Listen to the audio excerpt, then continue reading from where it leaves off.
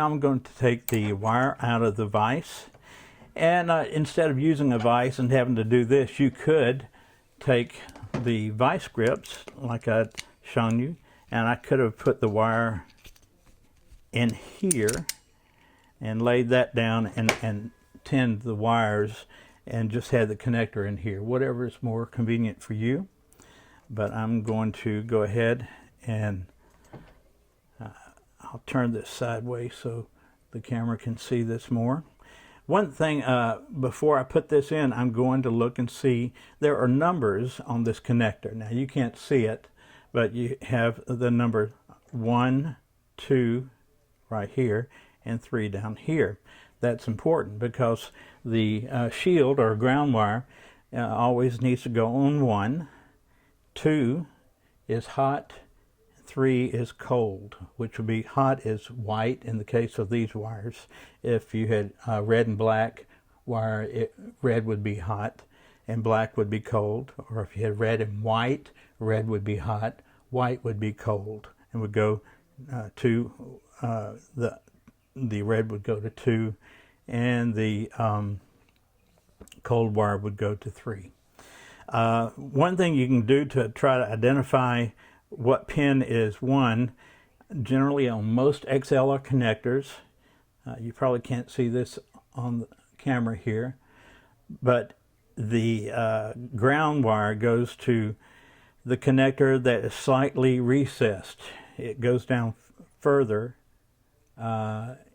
into the connector than pins 2 and 3 do.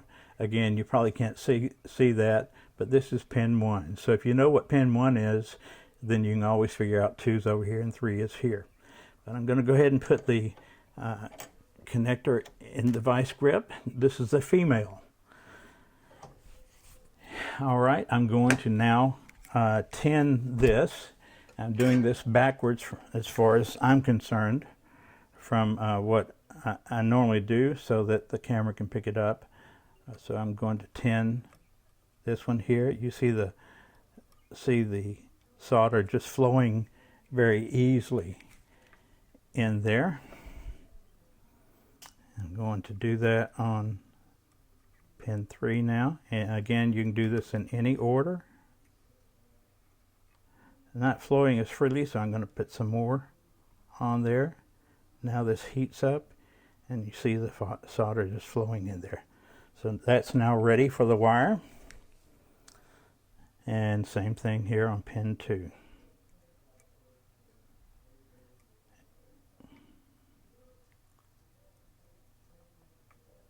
All right, we have these ready. I'm going to put just a little bit more. We have these ready now for the wire, and you'll see when I hook this up, it's going to flow very easily. All right, I'm going to take the wires out now. You know, if I had them in a vice grip, and I'm going to solder them into the connectors. This should be a quick process. Again, you don't want to burn the cover on the individual wire. So I'm going to start with pin 2 over here, and I will simply apply heat there, then stick the wire there, and as soon as that runs together, all right, I've got a good connection there. Tighten my vice grip a little bit. And I'm going to do pin 3 now. All right, you saw the solder flow maybe. I did, but I don't know if you can on the camera. And so pin 3 is done. Pin 1, which is the ground wire, is right here. So I'm going to now apply, and you can apply the heat from the front or back. The main thing is getting the solder to flow evenly.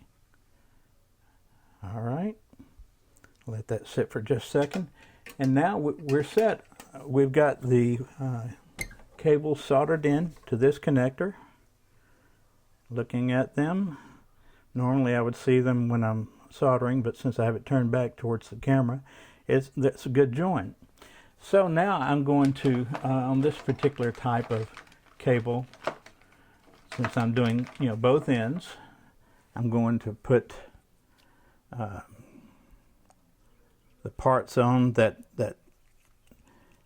Now you can either do this like I'm doing it now when you're building a cable from scratch, or you can put this on before you solder, which is what I advise, because sometimes you can forget when you're building a new cable to put this part on here. And if you put both ends on, you can't put this part of the connector on because it has to slide on.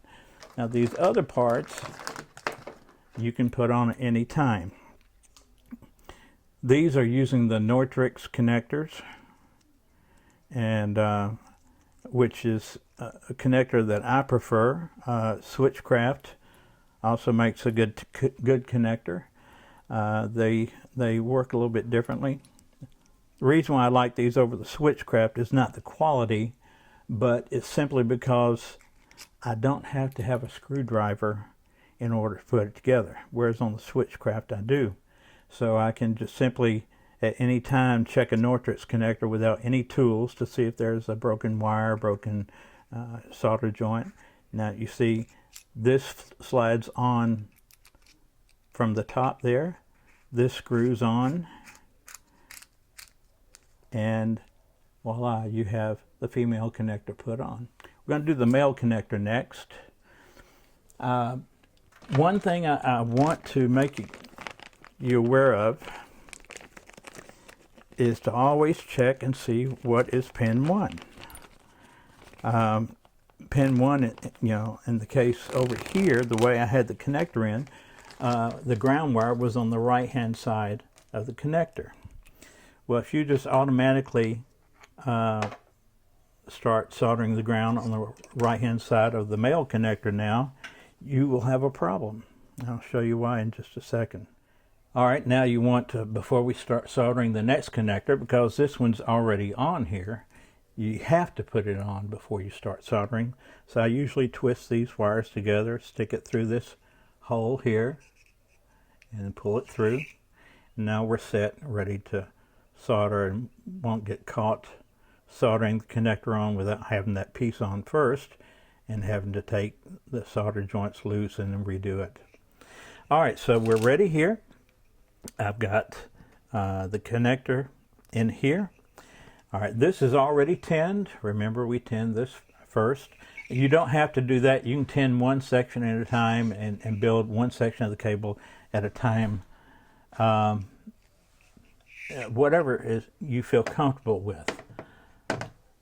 So, alright, ready to do the male connector.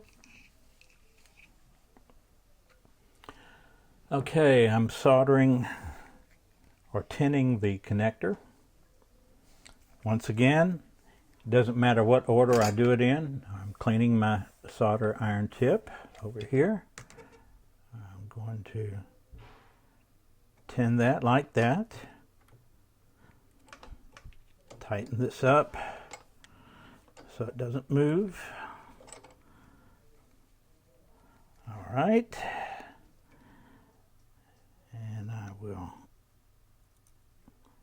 My hands are not the steadiest in the world. They never have been. Doing each of these connectors.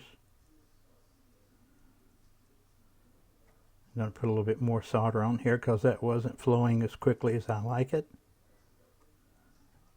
Now it is. Got plenty in there. You don't want to put too much because then it can become a messy connector.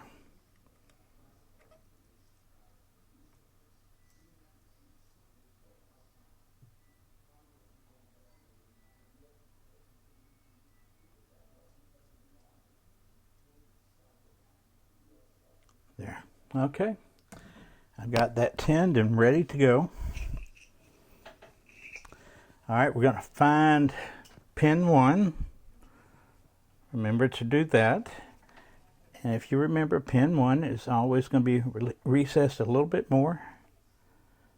So, looking at this here, the reason why I use that a lot is simply because sometimes it's hard to read the number because it's very tiny, and if I can't read it there, a lot of times I can see it better here. There's 1 on each side here, or 2 on each side. So here's the 1. So it is,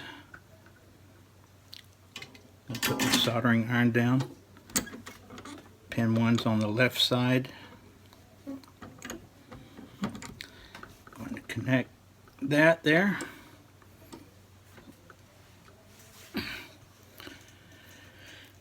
Okay, so pin 1 is right here, so I'm going to put the white or the hot wire here on pin 2. Again, clean my soldering iron. Again, you can do it from the front or the back. I'm this time just showing you from the front. So now we have a connector on both ends, a male and a female. If it is done correctly, and this one is, the ground wire will match up, ground wire to ground wire, pin 2 to pin 2, pin 2 to pin 2, and pin 3 to pin 3. If you have them reversed, where you put the ground on pin 3, the microphone will actually work, but you will have a hum, a buzz. You'll be wondering what's wrong with this. Well, what's wrong if you get a buzz once you make one of these connections? What's wrong is the simple fact that you reversed the ground with the hot, and so that means you have no shielding where it should be. So you simply go back, solder the pin 2 and pin 1, and then put them in the right order: ground on 1 and hot on 2.